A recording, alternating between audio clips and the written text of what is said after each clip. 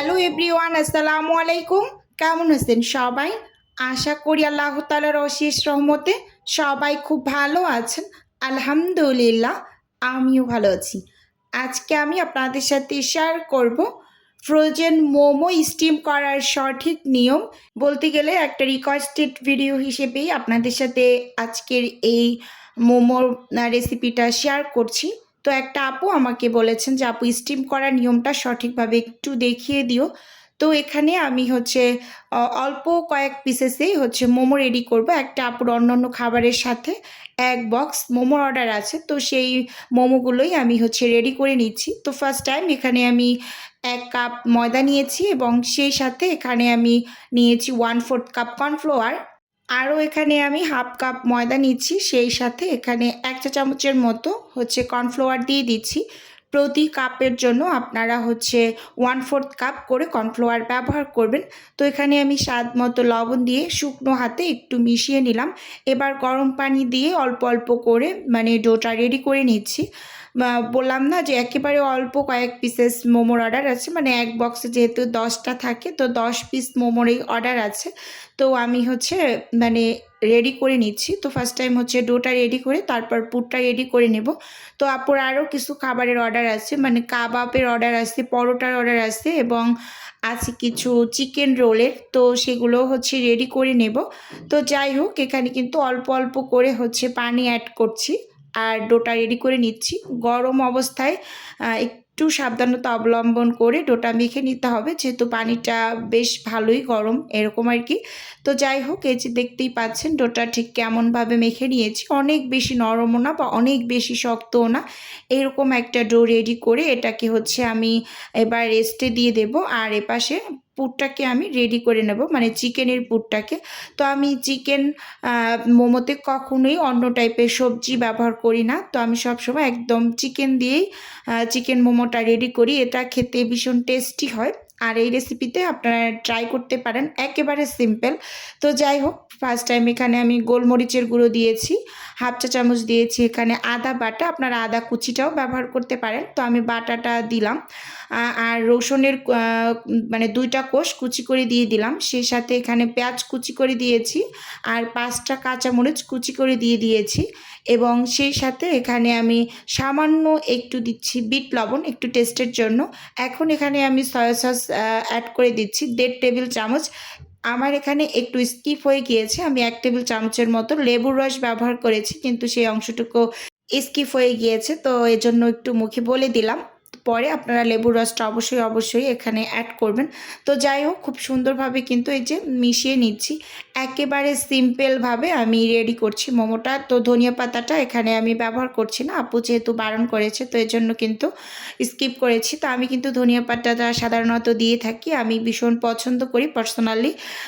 তো যাই হোক, এই যে দেখতেই পাচ্ছেন খুব ভালোভাবে আমি মেখে নিয়েছি চামচ দিয়ে।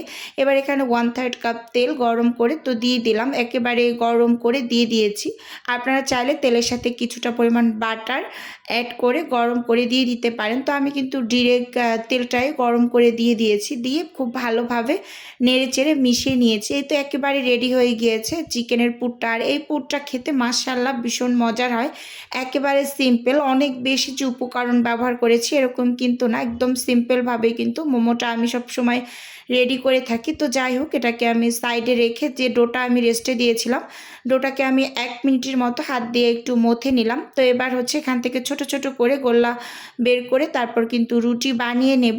তো ভিডিওর এই পর্যায়ে এসে ছোট্ট করে নিজের বিজনেসের একটু প্রচার করছি। আপনারা তো অনেকেই জানেন যে আমার ছোট্ট একটা ফ্রোজেন আইটেমের বিজনেস আছে। যদি কেউ কোনো টাইপের ফ্রোজেন খাবার অর্ডার করতে চান বা কোনো টাইপের পিঠা অর্ডার করতে চান, তাহলে স্ক্রিনে দেওয়া হোয়াটসঅ্যাপ নাম্বারে নক দিলেই কিন্তু আমি A to Z বলে দেবো। আর যদি কেউ অর্ডারটি সরাসরি কনফার্ম করতে চান, তাহলে স্ক্রিনে দেওয়া হোয়াটসঅ্যাপ নাম্বারে সরাসরি কল করে অর্ডারটি কনফার্ম করতে পারেন। শুধুমাত্র ঢাকা সিটির মাঝেই কিন্তু হোম ডেলিভারি করা হয়, ক্যাশ অন ডেলিভারিতে প্রোডাক্ট দেওয়া হয়। আপনি প্রোডাক্ট হাতে পাওয়ার পর ডেলিভারি ম্যানের কাছে পেমেন্ট করে দেবেন, অথবা আমাদের বিকাশ নাম্বারেও কিন্তু পেমেন্টটা আপনি করে দিতে পারেন আপনার সময় সুযোগ অনুযায়ী। তো যাই হোক, এখানে এই যে আমি বড় করে একটা রুটি বেলে নিয়েছি। এবার এই রুটি থেকে ছোট ছোট করে আমি এই যে মোমো শিটগুলোকে বের করে নিচ্ছি। আপনারা চাইলে এই মোমো শিটগুলো কিন্তু ফ্রোজেনও করতে পারেন। তো ফ্রোজেন করার ক্ষেত্রে অবশ্যই আপনাকে প্রত্যেকটা শিটের উপরে কর্নফ্লাওয়ার ভালোভাবে ডাস্ট করে তারপর কিন্তু র্যাপিং করে রেখে দিতে হবে। তো এরকম করে সবসময় মোমো শিটটা ফ্রোজেন করবেন। তো যাই হোক, এখানে হচ্ছে আমি দিয়ে দিচ্ছি চিকেনের পুর 1 চা চামচ একটা শিটের উপর। তো দেখুন মাঝখান একদম 2 সাইড থেকে মাঝখান বরাবর চেপে এবার আমি ভাঁজটা দিয়ে নিচ্ছি। আমি সাধারণত এই পাতা শেপের ডিজাইনটা দিই, আরও একটা ডিজাইন দিই, মানে এক সাইড থেকে কুচি। তো এই 2 সাইডের ডিজাইনেই আমি সবসময় মোমো তৈরি করি। আর এটা মোমো তৈরি করতে আমার ভীষণ সহজ লাগে আর সময়ও খুবই কম লাগে। একদম অল্প সময়ে অনেকগুলো মোমো রেডি করে নেওয়া যায়। তো দেখুন কতটা কিউট লাগছে। এটাই দেখি সবাই খুব বেশি পছন্দ করে। আমার পরিবারের মানুষজনগুলো দেখি এই টাইপের মোমোটা খুব বেশি পছন্দ করে, মানে বলে এই ডিজাইনটা দেখতে ভীষণ সুন্দর। আর আমার 2 বেবি কিন্তু মোমো খুব পছন্দ করে। তারা হচ্ছে নর্মাল টমেটো কেচাপটা দিয়েই হচ্ছে মানে মোমো খায়। আর বাচ্চাদের তো টমেটো সসটা ভীষণ পছন্দের থাকে, তো ওটা দিয়েই ওরা মোমো খায় আর ওদের কাছে নাকি ভীষণ মজার লাগে। তো এখানে কিন্তু আমি যার একটা মোমো রেডি করে নিয়েছি। তো এভাবে করে আমি প্রথমে 4টা করে আপনাদের একটু দেখিয়ে দিচ্ছি।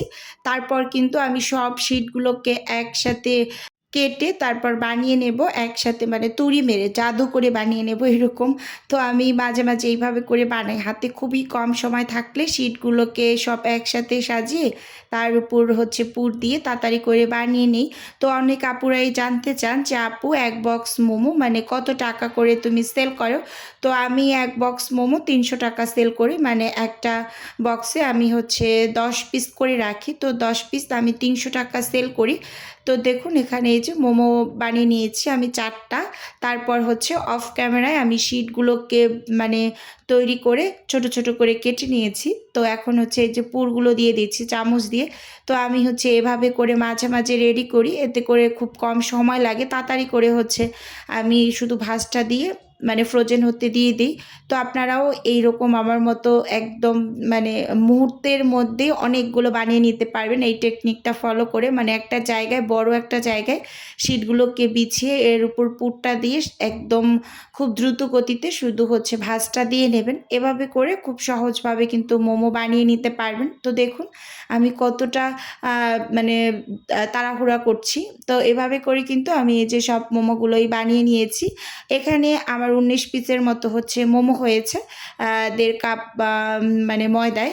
আর হচ্ছে আমি এখান থেকে হচ্ছে 11 পিস হচ্ছে ডেলিভারিতে দিয়েছি, মানে বক্সে যেহেতু 11 পিস দেওয়া যায়, তো আমি হচ্ছে আপুকে 11 পিস দিয়ে দিয়েছি।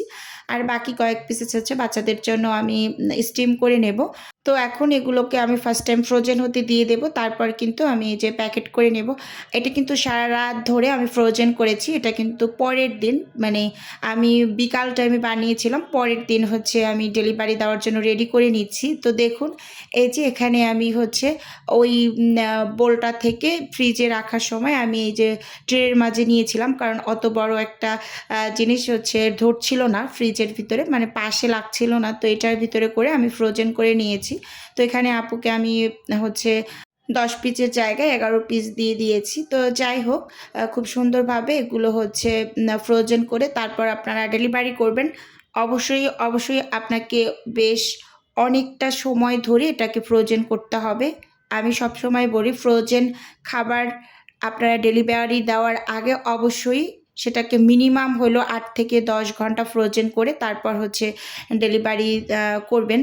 তাহলে হবে কি, হালকা একটু পানি ছেড়ে দিলেও পুরো বরফটা ছেড়ে যাবে না, এরকম আর কি। আমি আসলে কি বলবো, অনেক আপুরা ফোন করে এটা সেটা জানতে চান। যদি কেউ ভিডিও মনোযোগ দিয়ে দেখেন তাহলে আমার মনে হয় না আমি কোনো কিছু বাদ দেই, সব কিছু কিন্তু ভিডিওতে বলে দেই। তো এগুলো হচ্ছে আমি বাচ্চাদের জন্য স্টিম করে নেব। বাচ্চারা হচ্ছে অনেক ঝামেলা করছে যে আমাদের একটু মোমো স্টিম করে দাও, তো ওদের জন্য রেডি করছি। রাইস কুকারে দিয়ে দিচ্ছি, যেহেতু হাতে একেবারেই সময় নাই, বাচ্চাকে পড়তে বসাবো। তো সন্ধ্যার টাইমে ওদের একটু স্টিম করে দিচ্ছি। তো দেখুন একটু তেল ব্রাশ করে নিলাম। আর আমি কিন্তু মাঝে মাঝে স্টিলের যে বাটিগুলো থাকে না, প্লেট, ওগুলোর ভিতরেও স্টিম করে নেই। মোমো স্টিম করা খুবই ইজি।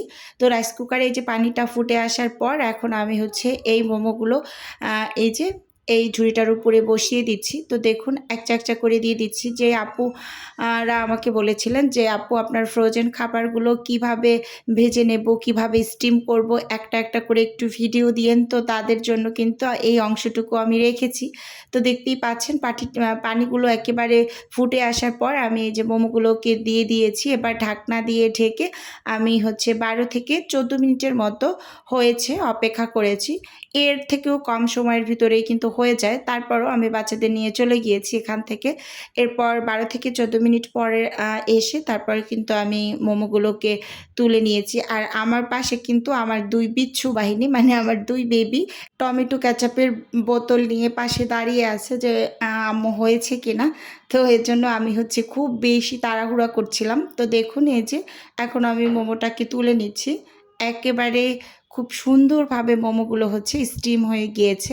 স্কিনে ভালোভাবে লক্ষ্য করলেই বুঝতে পারবেন। তো আপনারা কিন্তু এভাবে করে মোমো ফ্রোজেন করে রেখে দিতে পারেন। তো ঝটপট কিন্তু একটু বের করে বাচ্চাদের সন্ধ্যায় নাস্তা হিসেবে দিয়ে দেওয়া যায়। তো ভিডিওটি ওভারঅল বন্ধুরা আপনাদের কাছে কেমন লেগেছে চাইলে ছোট্ট একটা কমেন্টস করে জানাতে পারেন। তো আজকে এ পর্যন্তই রাখছি। আল্লাহ হাফেজ। আসসালামু আলাইকুম।